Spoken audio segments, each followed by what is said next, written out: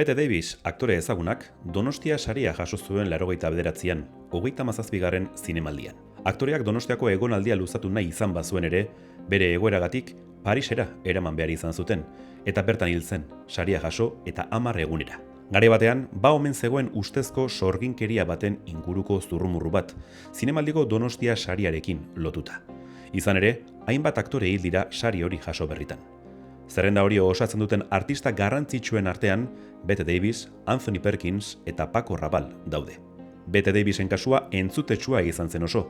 2 Oscar sariren jabeak 81 urte zituen, baina Donostiara etorri zen bere bularreko minbiziari aurre eginez eta jendaurrean erretzaile amorratua zela erakutsiz. Zurrumurruek diote, Donostia saria jaso zuen gauean jantzi zuen soineko gorriarekin lurperatua izateko nahia adierazi zuela Davisek, eta horrek Donostian bizitako esperientzia gustuko izan zuela erakutsiko luke. Gehiago jakin nahi baduzu, egin atzera begira.